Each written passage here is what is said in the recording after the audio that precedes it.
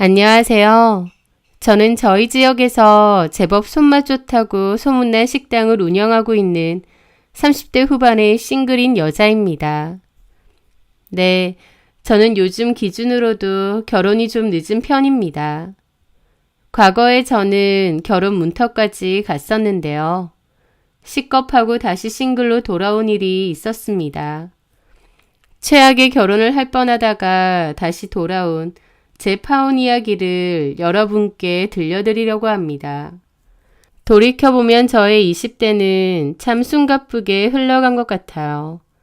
남들처럼 대학에 진학해서 캠퍼스의 낭만이니 불타는 연애니 그런 여유로운 이야기들은 다 저와는 거리가 먼 이야기였으니까요. 저는 일찍 아버지를 여의고 홀로 남겨진 엄마와 아직 학생이었던 어린 동생들을 건사해야 한다는 책임감이 강했습니다. 그래서 저는 고등학교 졸업 후 대학 진학 대신 엄마가 작게 운영하시던 식당 일에 뛰어들었어요. 아버지가 남기신 자잘한 빚도 있었고 무엇보다 제가 장녀로서 이 가정을 책임져야 한다는 막중한 책임감이 있었거든요. 그래서인지 엄마는 늘 미안해하셨어요. 정희야, 엄마 때문에 네가 대학도 못 가고 너무 고생하는구나. 대학도 가고 친구들하고 시간도 보내고 그래야 되는데. 하지만 저는 괜찮았습니다. 제게는 꿈이 있었거든요. 엄마의 손맛을 이어받아 이 작은 식당을 언젠가는 사람들이 줄 서서 먹는 맛집으로 만들겠다는 거였죠. 남들과 비슷하진 않아도 그래도 저만의 꿈이 있었기 때문에 괜찮았습니다. 목표가 뚜렷했기에 20대에는 일만 죽어라 하고 살았던 것 같아요. 친구들이 한창 학교 다니면서 연애하고 캠퍼스 라이프를 즐기는 시간에 저는 앞치마를 두르고 주방에서 기름 냄새와 씨름했고 재료 준비하다가 새벽별을 보며 가게 문을 닫는 날이 부지기수였습니다. 연애요? 솔직히 생각할 겨를도 마음의 여유도 없었습니다. 그렇게 앞만 보고 정신없이 달려온 결과 다행히 저희 가게는 엄마가 혼자 일하실 때보다 훨씬 입소문을 타고 번창했고 동네에서는 제법 알아주는 맛집으로 자리 잡았습니다. 그러는 과정에서 아버지 빚도 모두 갚았고 가족들은 경제적으로 안정을 찾았죠. 그러다가 더 넓고 좋은 상가를 매입해 어엿하게 확장 이전까지 했으니 제 청춘을 바친 노력이 헛되지는 않았던 셈이었습니다. 특히 제게 가장 큰 힘이 되어준 건 2살 터울의 남동생 성우였습니다. 제가 식당 일 시작할 때만 해도 중학생이었던 녀석인데 군대 다녀오고 대학 졸업할 때쯤 되더니 불쑥 저를 찾아와 식당 일을 같이 돕겠다고 나서는 겁니다. 누나, 나는 아무래도 회사 체질은 안 될 것 같아. 누나 식당에서 일 배우고 싶어. 야, 너 미쳤어? 이 힘든 걸 왜 하려고 해? 그냥 취업 준비나 하고 평범하게 살아. 장사 아무나 못해. 누나 혼자 고생하는데 내 마음이 편할 것 같아? 그리고 나도 일반 회사 다닐 성격은 아닌 것 같아. 누나 식당 같이 하다가 돈 모아서 따로 내 분 좀 내고 싶어. 그건 아닌 것 같다. 일단 사회생활도 해보고 회사도 다녀보고 그게 먼저야. 정 하고 싶으면 직장생활 좀 해보고 30 넘어서도 생각 안 변하면 그때 다시 얘기해 보던가. 그때 동생이 고집을 꺾느라 얼마나 애를 먹었는지 모릅니다. 결국 제 뜻대로 동생은 일단 전공을 살려 회사에 취직했고 연애도 하는가 싶었습니다. 저는 동생이 어릴 때 했던 말은 그저 치기 어린 소리였겠거니 이제는 잊었을 거라고 생각했어요. 그런데 몇 년 후 30이 넘은 동생이 정말 다시 저에게 그 얘기를 하더라고요. 누나, 전에 했던 약속 기억나지? 30 넘어도 식당 일 하고 싶으면 안 말린다고 한 거. 뭐? 너 그걸 아직도 기억해? 당연하지. 나 누나 말대로 회사도 다녀봤지만 진짜 회사 체질은 아닌 것 같아. 월급쟁이는 내 적성에 안 맞아. 누나 밑에서 일 배우고 나중에 내 가게 내고 싶어. 이번엔 반대하지 마. 동생은 더 이상 철부지가 아니었습니다. 즉흥적으로 하는 말이 아니라 오랫동안 진지하게 고민해온 계획이라는 것이 느껴졌죠. 마침 엄마께서도 이제는 힘에 부치신다며 식당 일을 그만두고 싶다는 말씀을 종종 하시던 터라 저도 이제는 동생과 함께 힘을 합쳐 식당을 더 키워나가야 할 때라는 결심이 서더군요. 그래서 그때부터 동생 성우는 제 든든한 오른팔이 되어 식당 일을 함께하게 되었습니다. 동생이기 때문에 월급도 어지간한 대기업 부럽지 않게 두둑하게 챙겨주었습니다. 막내 여동생은 교대에 진학해 초등학교 선생님이 되었고 임용되자마자 좋은 동료 교사를 만나 저보다 먼저 결혼을 했어요. 예쁜 아기까지 낳고 잘 살고 있고요. 어쨌든 저는 가족들을 위해 또 제 꿈을 위해 정신없이 살다 보니 어느덧 제 나이가 30 중반을 훌쩍 넘기고 있더라고요. 그제야 정신을 차리고 주변을 돌아보니 친구들은 대부분 결혼해서 아이를 키우고 있었습니다. 엄마의 걱정 어린 잔소리가 본격적으로 시작된 것도 그때부터였습니다. 정희야, 너는 언제까지 일만 할래? 엄마 소원은 너 좋은 사람 만나 사는 거야. 일도 좋지만 좋은 사람 만나서 결혼할 생각도 해야지. 엄마가 선자리 좀 알아볼 테니까. 에이, 선은 무슨. 나는 그런 억지 만남 싫어. 내가 알아서 할게. 억지 만남은 무슨. 너 그러다 혼자 늙는다. 엄마는 늙은 딸이랑 살 생각 없어. 아, 엄마. 결혼이 뚝딱 되는 것도 아니고 내 나이 아직 창창한데 뭐. 내가 알아서 할게요. 엄마의 걱정과 조바심은 충분히 이해가 갔습니다. 하지만 저는 여전히 제 일이 더 중요하다고 생각했고 연애나 결혼은 늘 우선순위에서 뒤로 밀려나 있었던 것 같아요. 그렇다고 제가 남자를 한 번도 안 만나본 모태솔로는 아니었습니다. 당연히 20대 시절 풋풋하게 썸만 타다 끝난 사람도 있었고 저 좋다고 죽자사자 따라다닌 사람도 있긴 했죠. 하지만 막상 진지하게 만나다 보면 꼭 제가 용납하지 못하는 결정적인 문제점들이 하나둘씩 보이게 되어 결혼까지는 가지 못하는 겁니다. 나이가 찼다고 해서 아무나 골라 적당히 결혼할 수는 없잖아요. 평생을 함께할 배우자이니만큼 더 신중하게 골라야 한다고 생각했죠. 그런데 참 사람 앞날은 알 수 없다고 그렇게 신중을 기해야 할 나이에 만난 남자와 8개월도 안 돼서 결혼을 결심하게 될 줄 누가 알았겠어요?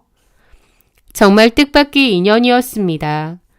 그 남자는 원래부터 안면이 있던 남자였습니다. 제가 사는 동네가 그리 크지 않다 보니 건너 친구들을 통해 아는 사람들이 꽤 있었는데요. 그중 한 명이 제 친구의 지인이었던 그 남자였습니다. 그 사람은 저에게 꾸준히 관심을 보이며 만나자고 적극적으로 다가왔고 친구의 주선으로 자연스럽게 몇 번 어울리게 되었습니다. 그 남자는 저와 동갑이었고 평범한 회사에 다니는 셀러리맨이었습니다. 이름은 이진수였죠. 그는 제가 식당을 운영한다고 하자 눈을 동그랗게 뜨고 반짝이며 말했습니다. 와, 정희씨, 동갑인데 벌써 사장님이라니 진짜 대단하시네요. 존경스럽습니다. 에이, 뭘요. 대단한 건 아니에요. 좋게 봐주시니 감사합니다. 아니에요. 정말 대단하신 거죠. 사실 제 남동생도 사업하다 말아먹었는데 언제 시간 되시면 제 동생한테 노하우 좀 전수해 주세요. 솔직히 말하면 그동안 남자를 만나지 못한 건 아니었지만 이렇게까지 제 일과 성공을 진심으로 인정해주고 존중해주는 남자는 처음이었습니다. 평범했지만 꾸미 먹고 선해 보이는 인상, 그리고 저를 향한 순수한 감탄과 호감에 저도 모르게 마음이 조금씩 열렸던 것 같아요.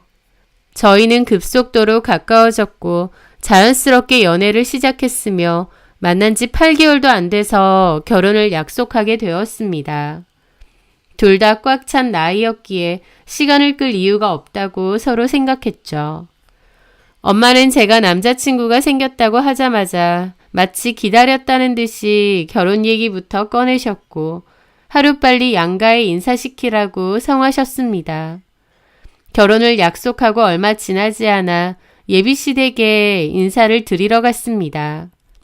남친의 아버님은 올해 투병하시다 2년 전에 돌아가셨고 그 과정에서 집도 팔고 빚까지 지는 등 경제적으로 어려움을 겪었다고 했습니다. 그리고 실제로 찾아뵌 예비씨 댁의 살림살이는 제 예상보다 더 넉넉지 않아 보였고요. 예비 시어머니는 저희 엄마보다 연세가 서너 살 적으셔서 아직 환갑도 되지 않으셨는데 얼굴에는 고생한 세월의 흔적이 역력했습니다.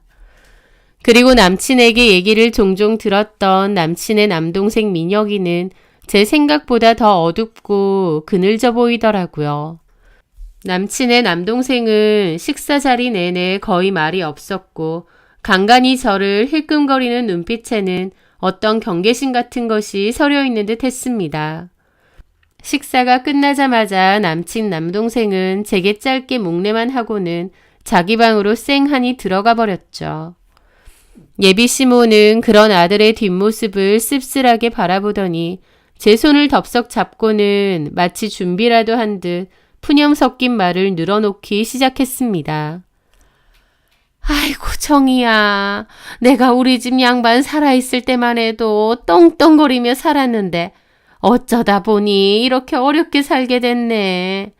그래도 우리 진수 덕분에 그나마도 이만큼 사는 거야. 너도 우리 사정 들어서 대강 알지? 네, 어머님. 진수 씨한테 들었어요. 그런데 결혼 준비 때문에 그러시는 거면 너무 걱정하지 마세요. 저희 양가 부모님 도움 없이 저의 힘으로 알뜰하게 준비할 거예요. 제 대답이 퍽이나 마음에 들었는지 예비 시어머니는 과장되게 안도의 한숨을 내쉬며 제 손을 더욱 꽉 잡았습니다. 아휴, 고맙구나. 우리 진수는 이제 네가 있으니 걱정 없는데 우리 둘째가 문제야. 사업 말아먹고 우울증 와서 방에만 틀어박혀 있으니 내가 속이 타 죽겠다. 아픈 손가락이야, 정말. 그러면서 예비 시어머니는 다시 제 얼굴을 빤히 쳐다보며 의미심장한 미소를 지으며 말했습니다. 그런데 너를 보니까 우리 민혁이한테 네가 큰 힘이 되어주겠다 싶네. 너 참 복덩이 같아. 나는 너 오늘부터 내 딸처럼 생각할 테니 너도 나 편하게 엄마처럼 생각하고 시동생도 네 동생처럼 잘 챙겨줘야 하고 그래 줄 수 있지? 그때는 그 말의 진짜 의미, 그 속에 숨겨진 뻔뻔한 속내를 제대로 알지 못했습니다. 그저 둘째 아들 걱정에 마음고생이 심하신가 보다 정도로만 순진하게 생각했죠. 하지만 네가 큰 도움이 되겠다는 그 말이 왜 유난히도 불길하게 귓가에 맴돌았는지 지금 생각해보면 그때 이미 모든 불행의 씨앗이 뿌려지고 있었던 것 같습니다.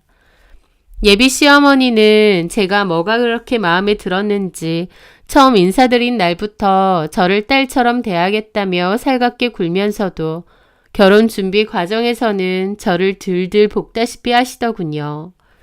상견례 전에 결혼 날짜부터 잡자고 성하셨고 예단이니 혼수니 다 필요 없다고 말하면서도 은근히 이것저것 바라는 눈치를 보였죠. 그렇게 결혼 준비가 본격적으로 시작되면서 예비 시어머니의 노골적인 속내가 거침없이 드러나기 시작했습니다. 처음에는 마치 기자가 취재라도 하듯 제 수입과 재산 규모를 집요하게 캐물으시더군요.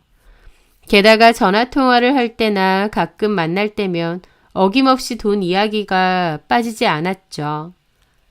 아가, 네 식당 말이야. 나는 그 정도인 줄 몰랐는데 유명하더라. 그럼 한 달에 얼마 정도 버니? 나한테는 말해줄 수 있잖아. 우리 이제 한 식구인데 뭘 숨겨. 어머니, 죄송하지만 매출은 좀 그냥 먹고 살 만큼 버는 거죠, 뭐. 아이, 참, 섭섭하게. 나한테도 말 못 해주니? 참, 그런데, 친정엄마 생활비는 네가 다 드리니? 네 남동생도 식당 일 한다던데 월급은 얼마나 주고? 혹시 너 혼자 친정 먹여 살리는 건 아니지? 그런 질문들이 불쾌하게 느껴지기도 했지만 결혼을 앞두고 예비 시어머니의 기분을 상하게 할 수는 없었기에 최대한 좋게 좋게 대답했습니다. 하지만 제 속마음은 편치 않았습니다. 결혼도 하기 전에 며느리의 재정 상태를 이렇게 속속들이 파헤치려는 의도가 대체 뭘까? 묘한 불안감이 엄습하더라고요. 그렇게 예비 시어머니는 제 재정 상황을 어느 정도 파악하고 나자 마치 당연하다는 듯이 아니 당연히 제가 해야 할 의무라는 듯이 저에게 이런 말을 하시는 거예요. 너희 집은 네 덕에 엄마가 호강하네. 네가 살림 미천인가 보다. 나도 아들이 둘이나 있는데 우리 둘째가 애물단지라 걱정이네. 어쨌든 정이야. 결혼하면 친정 식구 챙기듯 아니 더 우리 가족도 잘 챙겨야 한다. 예단 혼수 다 필요 없어. 그저 며느리로서 우리 식구 잘 챙겨주기만 해. 알았지? 네, 어머님. 결혼하면 시댁도 제 가족인데 잘해야죠. 저는 그때까지만 해도 그 말을 문자 그대로 좋은 의미로 해석하려 애썼습니다. 하지만 그 잘 챙겨야 한다는 말의 무게가 그렇게나 무겁고 부당하며 일방적인 착취를 의미하는 것일 줄은 꿈에도 몰랐습니다. 며칠 뒤에는 정말 황당한 일이 벌어졌습니다. 예고도 없이 예비 시어머니가 제 식당에 불쑥 찾아온 거예요. 하필이면 점심 피크 시간이라 정말 눈코 뜰 새 없이 바빴는데 예비 시어머니는 식사를 하러 온 것도 아니면서 빈 테이블 하나를 떡하니 차지하고 앉으시더라고요. 그러면서 마치 감시라도 하듯 오가는 손님 수를 세고 주방 안을 힐끔거리고 제가 직원들에게 지시하는 모습까지 빤히 지켜보시는 거예요. 저는 예비 시어머니의 행동이 이해가 안 되고 불편하더라고요. 어쨌든 오셨으니 바쁜 틈에 다가가 인사를 건넸는데요. 예비 시어머니는 건성으로 대답하시고는 계속 식당을 살피시더라고요. 제 남동생인 성우는 처음 보는 예비 시어머니를 당연히 수상하게 여겨 제게 귓속말로 물었습니다. 누나, 저기 저 아줌마 누구셔? 아까부터 카운터 기웃거리고 손님 수세고 이상해. 꼭 염탐하러 온 사람 같아. 저분이 진수 씨 어머님이야. 우리 예비 시어머니. 뭐? 근데 왜 저러고 계신 건데? 아까 나한테도 와서 매출 얼마냐고 묻길래 이상한 사람인가 싶어서 대답 안 했거든. 눈빛이 좀 이상해. 남동생의 말에 제가 오히려 민망하고 머쓱하게 대답을 했죠. 내가 한번 오시라고 했거든. 그냥 구경 오신 거겠지 뭐. 너무 신경 쓰지 마. 내가 가서 식사라도 하고 가시라고 할게. 저는 애써 태연한 척하며 예비 시어머니에게 다가가 식사를 권했습니다. 하지만 예비 시어머니는 먹고 싶은 생각이 없다며 퉁명스럽게 대답하고는 제가 바쁘게 움직이는 모습을 못마땅한 표정으로 한참 더 지켜보시다가 아무 말 없이 휙 돌아가 버리시는 거예요. 며느리가 될 사람 가게에 와서 밥 한 끼 안 먹고 염탐만 하고 가는 그 모습이 도무지 정상적인 시어머니의 행동으로 보이지 않았고 제 마음속 불안감은 더욱 커져만 갔습니다. 그 후로 예비 시어머니는 만날 때마다 예비 시동생 이야기를 꺼내며 저를 본격적으로 압박하기 시작했습니다. 처음에는 동정심에 호소하는 방식이었습니다. 정희야, 내가 얘기 들어보니 너 분점 낸다고 준비한다던데 맞니? 네? 그건 어떻게 하시고? 다 듣는 수가 있지. 맞아? 예, 맞아요. 아유, 잘 됐다. 저기 우리 민혁이 말이야. 너도 봤지만 영 상태가 안 좋지? 원래는 싹싹하고 일도 잘했는데 사업 실패하고 돈도 좀 잃고 나서는 의욕을 잃었어. 방에만 틀어박혀 있고 내가 정말 속상해 죽겠다. 어머니 걱정 많으시겠어요. 민혁 씨도 얼마나 힘들겠어요. 시간이 필요할 거예요. 처음엔 저도 진심으로 안타까운 마음에 이렇게 위로했지만 만날 때마다 똑같은 레퍼토리의 신세 한탄과 하소연이 반복되자 점점 지쳐갔습니다. 그런데 예비 시어머니가 그러더라고요. 그런 게 있다. 가족 중에 누구 하나 잘 되면 안 되고 두루두루 잘 살아야 걱정이 없거든. 그런 점에서 우리 민혁이도 잘 돼야 너네도 편한 거고. 사실 우리 민혁이 음식 솜씨는 타고났어. 손맛이 야무져. 생각해봤는데 정희 너 결혼하면 우리 민혁이한테 네 식당 분점 그거 사장을 맡기면 어떨까? 네가 일 가르쳐주면 금방 배우지. 네? 분점을요? 걔가 남 밑에선 일 못하고 가게 하나 그렇게 해주면 운영 참 잘할 거야. 망하긴 했어도 어쨌든 장사 경험도 있고 너도 마침 분점 낸다고 하니 잘 됐지 뭐니? 저는 순간 당황했지만 애써 침착하게 거절 의사를 밝혔습니다.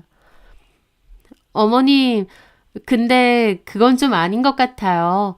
저희 식당에서 일을 꾸준히 했던 것도 아닌데 덥석 분점을 맡고 그럴 순 없죠. 차라리 와서 일을 좀 배워보는 건 어때요? 아니, 나도 말해봤는데 걔가 자존심도 세고 남 밑에선 일을 잘 못해서 걔는 딱 사장 스타일이거든. 어쨌든요, 어머님, 그건 좀 힘들 것 같아요. 죄송해요. 제 정중하지만 단호한 거절에 예비 시어머니는 노골적으로 불쾌한 표정을 감추지 못하며 입을 삐죽거렸습니다. 그렇게 그 일은 넘어간 줄 알았는데 며칠 후 또다시 저를 찾아와 제 식당 분점을 예비 시동생이 운영하게끔 하자고 하는 겁니다. 이번에는 거의 반 협박조였습니다. 정희야, 너 정말 이렇게 매몰차게 나올 거니? 결혼하면 다 식구인데 네가 좀 도와줘야지. 자꾸 거절하면 나도 섭섭하다. 시동생이라고 하나 있는데 사랑굿이라고 살아야 너도 편할 거 아니야. 어머님, 저 곤란하게 왜 그러세요? 장사라는 게 그렇게 쉬운 것도 아니고 또 괜히 분점 운영 잘못하면 본점에도 문제 생기는 거고요.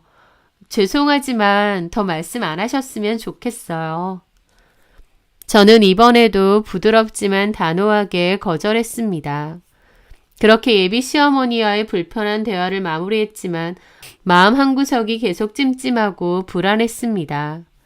이 문제를 이대로 덮어두었다가는 결혼 후 더 큰 갈등의 불씨가 될 것 같다는 예감이 강하게 들었죠. 그래서 저는 큰맘 먹고 남자친구에게 이 상황을 솔직하게 털어놓고 도움을 청하기로 결심했습니다.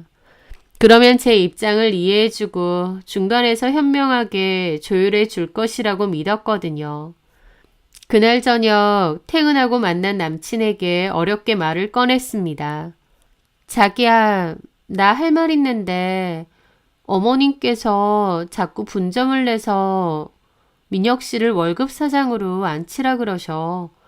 내가 몇 번 거절했는데도 계속 그러시네. 나 너무 힘들어. 자기가 어머님께 잘 좀 말씀드려서 이 얘기 더 안 나오게 해줄 수 있을까? 저는 남친이 정말? 엄마가 또 그러셨어? 내가 단단히 말씀드릴게. 신경 쓰지 마. 라고 말해줄 줄 알았습니다. 하지만 남친의 반응은 제 기대와는 완전 다르더군요. 남친은 제 말을 듣고는 잠시 미간을 찌푸리더니 오히려 제가 너무하다는 듯 서운하다는 표정을 지으며 말하는 겁니다. 민혁이 좀 도와달라고 엄마가 부탁한 게 그렇게 기분 나빠? 민혁이가 가게를 맡는 게 그렇게 안 될 일이야? 이제 곧 가족인데 네가 좀 넓은 마음으로 이해해주고 도와주면 안 되는 거야?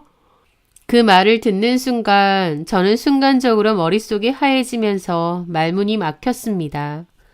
그게 그렇게 쉬운 것도 아니고 저한테 분점 사장짜리 맡겨놨나요? 어떻게 저렇게 자기 가족 입장만 생각할 수 있지? 황당하고 기가 막혔지만 애써 침착하게 다시 이유를 설명하기 시작했습니다. 자기야, 오해하지 마. 식당 일이라는 게 그냥 덜컥 운영만 하겠다고 해서 되는 게 아니야. 그리고 우리도 분점 계획 있는 건 맞는데 사실 그 가게는 성우가 하기로 했어. 그렇게 얘기를 다 하고 있는데 이제 와서 갑자기 다른 소리를 어떻게 해. 우리 지금 결혼 준비만 해도 바쁜데 자꾸 이런 문제로 부담 주시는 거 나 솔직히 좀 그래. 그러니까 자기가 좋게 좀 말씀드려. 저는 나름 기분 나쁘지 않게 좋게 얘기를 했다고 생각했는데 남친은 제 말에 오히려 표정이 확 굳더라고요. 성우가 하기로 했다고? 전부터 계속 얘기했던 거야. 남친은 굳은 얼굴로 한참이나 생각에 잠기더니 마지못해 고개를 끄덕였습니다. 일단 알겠어. 내가 엄마한테 말씀드릴게. 저는 그제야 겨우 안심했습니다. 남친이 마침내 제 입장을 이해해 주었고 이제 이 문제는 깔끔하게 해결될 것이라고 믿었죠. 하지만 그것은 또 한 번의 순진한 착각이었습니다. 예비 시어머니는 제 거절에 단단히 앙심을 품고 복수의 칼날을 갈고 있었고 남친 역시 제 생각과는 전혀 다른 속내를 감추고 귀에만 엿보고 있었다는 사실을 저는 곧 뼈저리게 깨닫게 되었거든요. 얼마 뒤였어요. 아침 일찍 가게에 나와 오픈 준비를 서두르고 있는데 갑자기 가게 문이 거칠게 열리더니 예비 시어머니와 남친이 잔뜩 굳은 표정으로 함께 들어서더라고요. 표정이 너무 안 좋아 좀 당황했지만 일단 가게 안쪽 조용한 구석자리로 안내하고 따뜻한 차 한 잔을 내드렸습니다. 저는 남자친구에게 눈짓으로 무슨 일이냐고 했는데 난감한 표정으로 바닥만 쳐다보며 자기 엄마 눈치만 살피고 있더라고요. 어머님은 화가 잔뜩 난 얼굴이셨는데 이게 뭐지 싶어서 황당하기도 했죠. 어머니, 무슨 일이신데 이른 아침부터 연락도 없이 오셨어요? 제가 조심스럽게 묻자 예비 시어머니는 제 말이 끝나기도 전에 테이블을 손바닥으로 탁 치며 앞뒤 다 자르고 버럭 소리를 질렀습니다. 어머님의 얼굴은 분노로 시뻘겋게 달아올라 있더라고요. 진수한테 들었는데 분점 내서 네 동생한테 준다며? 내가 그 소리 듣고 밤새 잠 한숨 못 잤다. 너 정말 이럴 수가 있니? 라며 따지는 겁니다. 저는 황당해서 되물었죠. 제 동생이 분점 사장이 되는데 왜 어머님이 밤새 잠을 못 주무세요? 그러자 어머님이 언성을 더욱 높이며 악을 썼습니다. 예비 시어머니의 눈빛은 거의 저를 잡아먹을 듯 이글거렸습니다. 아니, 몰라서 묻는 거니? 알면서도 모르는 척 그러는 거니? 내 아들 좀 도와달라는 말은 쌩까고 네 동생은 떡하니 분점 사장을 시켜? 네 식구만 챙겨? 그럴 거면 결혼은 왜 해? 내가 너한테 부탁하는 게 쉬운 일인 줄 아니? 나도 자존심 다 구겨가며 너한테 부탁한 거다. 그거 딱 잘라 거절해놓고 보란듯이 네 동생 그 자리에 앉히는 거 뭐 하자는 거야? 나를 무시하는 거니? 내가 뭐라고 했어? 가족끼리 어려울 때 도와야 된다고 했지? 우리 민혁이를 시동생이 아니라 동생처럼 생각해달라고 했지? 시동생이 저러고 있는데 너는 나 몰라라. 네 가족만 챙기면 그만이야? 그따위로 이기적으로 살 거면서 결혼은 왜 한다 그래? 라는데 한마디로 기가 막혔습니다. 이게 말로만 듣던 시월드의 상상 초월 갑질인가 싶더라고요. 예비 며느리의 가게가 마치 자기 것처럼 마음대로 휘두르려고 하는데 이게 무슨 날강도 같은 심보인가 싶었죠. 결혼도 하기 전에 그것도 제 피와 땀이 서린 돈과 제 동생의 꿈과 노력이 담긴 가게인데 그걸 아무렇지도 않게 예비 시동생에게 내놓으라고 생떼를 쓰는 그 뻔뻔하고 탐욕스러운 태도에 분노가 머리끝까지 치밀어 올랐습니다. 그리고 또 내가 하는 일을 얼마나 우습고 만만하게 봤으면 이런 말도 안 되는 요구를 할까 싶기도 했고요. 황당하고 믿을 수 없다는 얼굴로 남자친구를 쳐다봤는데 남친 역시 지네 엄마랑 똑같은 표정을 짓고 있더군요. 자기 엄마의 그 말도 안 되는 억지를 말리기는커녕 오히려 저에게 한다는 소리가 정말 가관이었습니다. 솔직히 나도 좀 섭섭해. 엄마가 틀린 말 한 거 아닌 것 같아. 솔직히 우리 엄마가 자존심 다 구겨가며 그렇게 부탁할 땐 딱 잘라 거절하고 네 동생은 보란듯이 챙겨주고 나도 이건 좀 아닌 것 같아. 솔직히 민영이가 안정적으로 잘 살아야 우리도 편한 거 아니야? 어차피 이제 다 한 가족 될 건데 서로 다 같이 잘 살자는 게 문제냐고. 라는데 와, 이 인간들 답도 없구나 싶더라고요. 그리고 내가 사람을 잘못 봐도 한참 잘못 봤다는 것도 깨달았죠. 아직 결혼도 하기 전에 저와 제 가게를 마치 자기들 거인 양 하면서 저를 휘두르려고 하는데 결혼 전에 이 본 모습을 본 게 차라리 천만다행이라는 생각마저 들었습니다. 그리고 그 순간 머리가 명료해지더라고요. 더 이상 이들과 말을 섞는 것조차 시간 낭비라고 판단했습니다. 저도 더 이상 참을 수가 없어 찻잔을 테이블에 탁 내려놓으며 차갑게 쏘아붙였습니다. 지금 갑자기 가게 쳐들어와서 이런 말도 안 되는 억지를 부리세요, 어머님. 아니, 아줌마. 뭐? 아줌마? 네, 아줌마. 똑똑히 들으세요. 이 가게 제 거고요. 아줌마 것도 이준수 것도 아닙니다. 제 가게 제가 하고 싶은 대로 한다는데 뭔데 이렇게 얘기를 하시는지 이해가 안 되네요. 우리 가족만 챙긴다고요? 그러는 아줌마는 결혼 전부터 며느리한테 빼먹어서 둘째 아들 챙길 궁리부터 하세요? 왜 제 가게를 아줌마 아들한테 내놓으라고 생떼를 쓰시냐고요. 제 거침없는 말투에 남자친구와 어머님은 잠깐 움찔하는가 싶었습니다. 제가 아이고 죄송합니다. 저희 동생 아니고 예비 시동생한테 줄게요. 그럴 줄 알았나요? 어이가 없었죠. 저는 단호하게 나왔는데 어머님은 분노를 참지 못하고 저보다 더 언성을 높여 악을 쓰더군요. 뭐? 아줌마? 너 말 다 했니? 시엄마 될 사람한테 아줌마라고? 결혼 엎어도 되나 보지? 라는데 어이가 없더군요.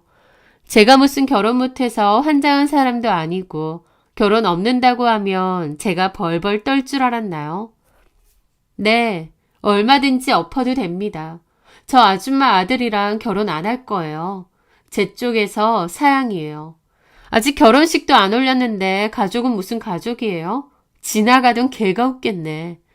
요구를 해도 상식적인 요구를 해야죠. 그러는 아줌마는 제가 가족이니까 살던 집 내놓으세요 하면 주시겠어요? 막말로 제가 왜 생판남인 아줌마 둘째 아들한테 제 가게를 왜 내줘야 하는데요? 아무것도 모르는 아줌마 둘째 아들이랑 자기 인생 걸고 일하는 제 동생이랑 같냐고요.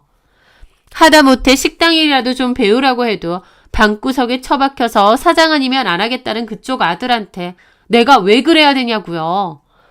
결혼 당장 엎을게요. 그러니까 당장 둘 다 내 가게에서 나가세요. 영업 방해하지 마시고요. 제 단호한 파혼 선언과 거침없는 독설에 예비 시모는 충격을 받은 듯 얼굴이 시뻘개지더군요. 그런데 남친, 아니 이진수는 그 와중에도 정신 못 차리고 자기 엄마에게 소리 지르는 제 태도가 마음에 안 든다며 저에게 화를 내는 겁니다. 야, 최정희, 너 말 다 했어? 어떻게 우리 엄마한테 그런 막말을 해? 어쨌든 결혼하면 다 챙길 거였잖아. 좀 일찍 챙겨달라는 게 그렇게 죽을 죄냐? 그리고 고작 이런 일로 결혼까지 깨? 너 제정신이야? 네 나이를 생각해. 30 중반 넘어서 누가 너 같은 여자랑 결혼하겠냐? 너 나랑 헤어지면 평생 노처녀로 늙어 죽을 거야. 아직도 몰라?